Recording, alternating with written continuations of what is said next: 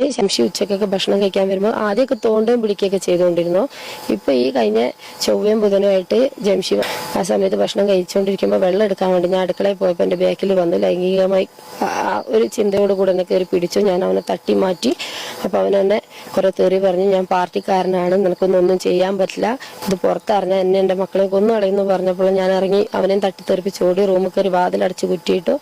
അവർ വണ്ടി എടുത്ത് പോയി എന്ന് ഉറപ്പ് വരുത്തിയതിന് ശേഷമാണ് ഞാൻ എൻ്റെ പുറത്തിറങ്ങി എൻ്റെ മക്കളെ സ്കൂളിൽ നിന്ന് കൂട്ടാൻ വേണ്ടിയിട്ട്. ഇതാണ് ഒരുത്തനെയും വിശ്വസിക്കരുത്. വീട്ടിൽ കയറ്റി അന്നം കൊടുത്തു കഴിഞ്ഞാൽ ഇമാരിയുള്ള സെറ്റകളാണ് ചുറ്റും കൂടിയുള്ളത്. പാർട്ടിയുടെ പേരും പറഞ്ഞുകൊണ്ട്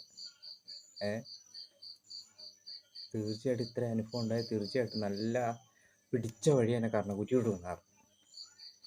ഇത്ര ആൾക്കാർ എന്തിനാണ് ഇങ്ങനെയൊക്കെ വിളിച്ചുകൊണ്ട് വെയിറ്റിംഗ് ഇരിക്കുന്നത്? ഒരു ആ സംഭവം ഉണ്ടായാൽ അടിച്ച് പുറത്തായിക്കൊള്ളണം. പാർട്ടിക്കാരനാണ് മറ്റാണ്. എല്ലാവർക്കും ഈ മനുഷ്യനെ ഭീഷണിപ്പെടുത്താൻ തുടങ്ങും. തീർച്ചയായിട്ടും ഇതിൻ്റെ പേരും പറഞ്ഞ് നമ്മളെ ഭയപ്പെട്ടിരിക്കുമ്പോഴാണ് ഇവരൊക്കെ ചെയ്യാൻ വരുന്നത്. തീർച്ചയായിട്ടും നല്ല ഒരെണ്ണം കൊടുത്തു കഴിഞ്ഞ് വേണ്ട നടപടി എടുത്തു കഴിഞ്ഞാൽ അവനൊന്നും ഏഴായിരത്തോടെ വരില്ല. അപ്പോൾ സൂക്ഷിക്കുക. അതിന് എന്തെങ്കിലും അനുഭവം ഉണ്ടായി പിടിച്ചിട്ട് കർണത്തിന് കൊടുക്കാൻ വേണ്ട ആൾക്കാരെ അധികാരം അറിയിക്കുക. അപ്പോൾ മൊബൈലിലൊക്കെ ഉണ്ടല്ലോ ഓരോ രീതിയൊക്കെ എടുത്ത് ഷൂട്ട് ചെയ്യും, അത് ലൈവ് ചെയ്യും എന്നൊക്കെ പറഞ്ഞു കഴിഞ്ഞാൽ അവന്മാർ ഒതുങ്ങിക്കോളും. ആരോ വിശ്വസിച്ച് കൂട്ടുകാരനെങ്ങാണെന്ന് തോന്നുന്നു.